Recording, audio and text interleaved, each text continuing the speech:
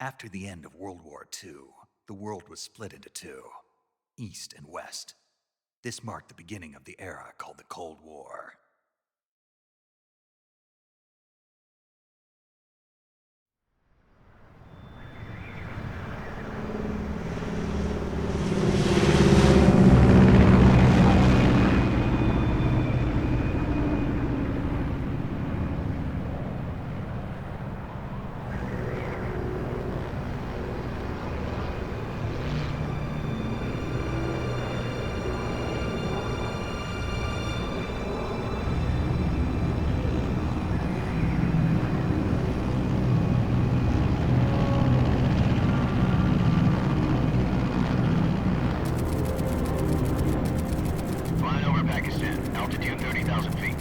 Approaching Soviet airspace.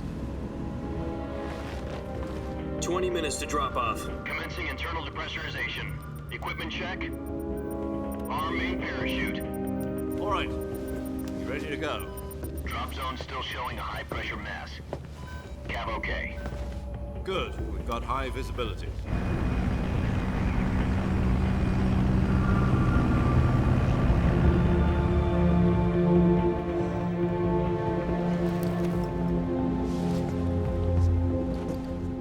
Cigar. Connecting oxygen hose to interior connector. Put on your mask.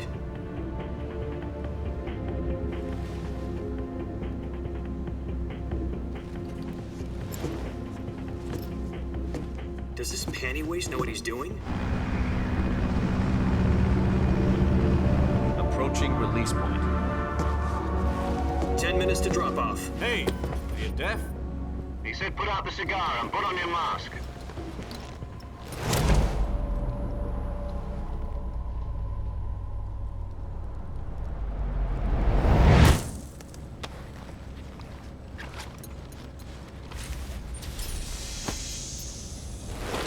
Depressurization complete.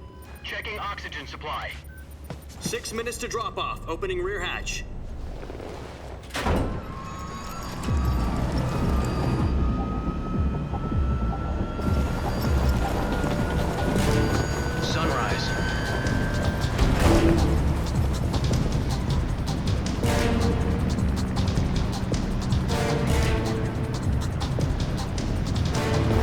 Temperature minus 46 degrees Celsius.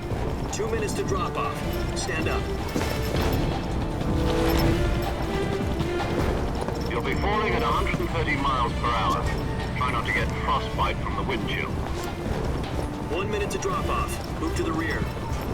Activate bailout bottle. This is one for the history books. The world's first halo jump. 10 seconds to drop off. Stand by. Status okay, all green.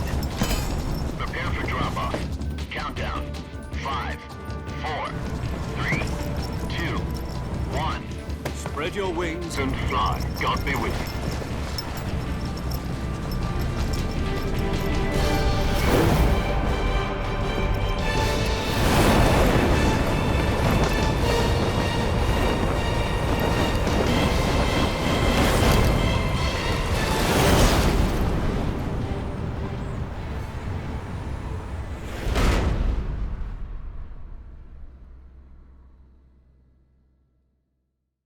Jack, I've got some important news.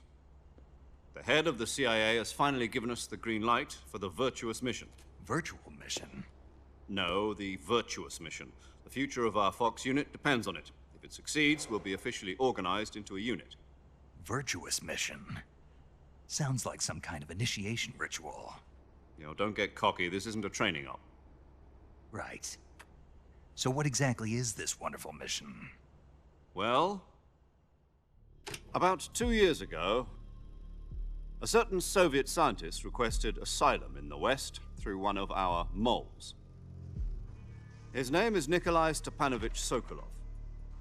He's head of the OKB 754 Design Bureau, one of the Soviets' top-secret weapon research facilities, and the East's foremost expert on weapons development.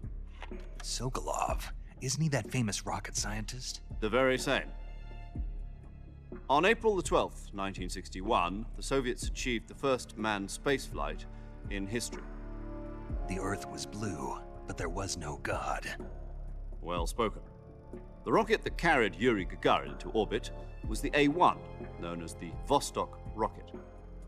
Sokolov is said to be the man most responsible for the multi-engine cluster used in that rocket. After Gagarin's flight, Sokolov left rocket development to become the head of the newly established Design Bureau. From a lowly technician to head of a design bureau, that's quite a success story, so why do you want to defect? It seems he'd become afraid of his own creations. Afraid? Call it a crisis of conscience. And for that, he left his country and his family behind and went over the fence? Not exactly. One of his conditions was that his family was also to be taken safely to the west. We used a mole to get the family out first and succeeded in sneaking Sokolov over the Berlin Wall shortly afterwards. I was the one who conducted the operation. The security on the eastern side was still full of holes back then. Then what? We got Sokolov over in one piece, but the whole ordeal had left him exhausted, and we checked him into a hospital in West Berlin. It took him 2 weeks and more than 600 miles to get from the research facility in the Soviet Union to Berlin. He was in no condition to say anything coherent. And it was only a week later that we had something much bigger on our hands. The Cuban Missile Crisis. October the 16th, 1962, President Kennedy received word that the Soviets were in the process of deploying intermediate-range ballistic missiles in Cuba. The President demanded that the Soviets dismantle and remove the missiles. At the same time, he announced a naval blockade to prevent further missile shipments from reaching Cuba. But the Soviets didn't back down, instead placing their armed forces on secondary alert. Soviet transport ships carrying missiles continued on course towards Cuba. US and Soviet forces went on alert for an all-out nuclear war. Frantic negotiations were conducted through the UN's Emergency Security Council and unofficial channels to end the hair-trigger standoff. Finally, on October the 28th, the Soviet Union agreed to remove its missiles from Cuba, and so the world avoided a nuclear holocaust. But in order to get the Soviets to pull their missiles out, we had to make a deal. You mean the one where the US agreed to remove its IRBMs from Turkey? No. The Jupiter IRBMs deployed in Turkey were obsolete, and we were going to get rid of them anyway. They had no strategic value whatsoever to either the US or the Russians. The Turkey deal was a ruse, a cover story that was fed to the other intelligence agencies around the world. So what did the Russians really want? Sokolov. They wanted us to return Sokolov. You mean the Soviets pulled out of Cuba just to get their hands on Sokolov? That's right. What the hell was he working on?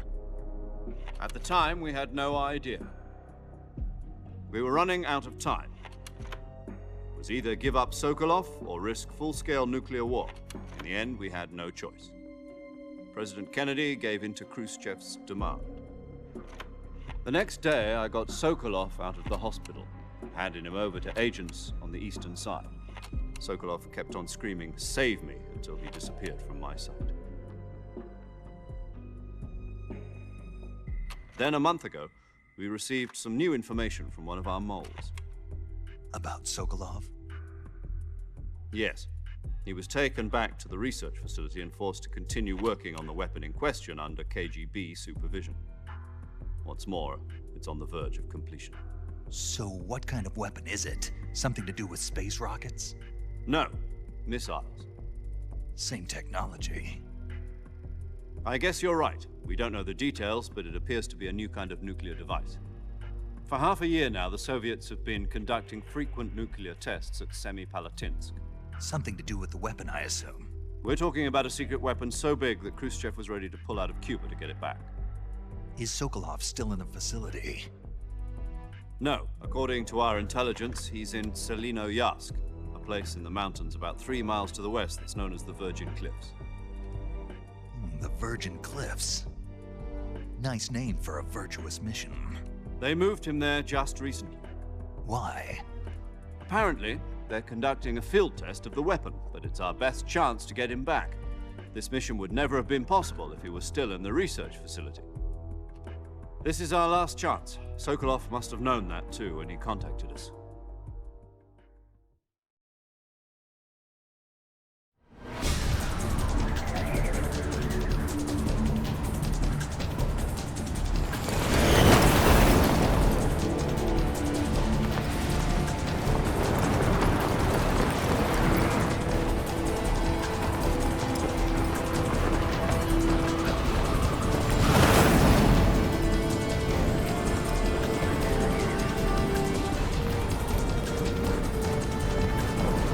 Listen up, Jack. Your mission is to infiltrate Selino-Yarsk in the Soviet mountains, ensure the safety of Sokolov, and bring him back to the west.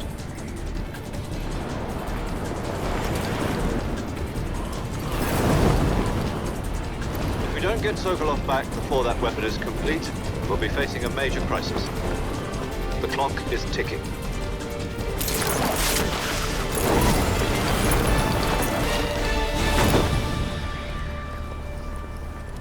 Once we've confirmed the rescue of Sokolov, stand by at the recovery point. A recovery balloon will be dropped at that point.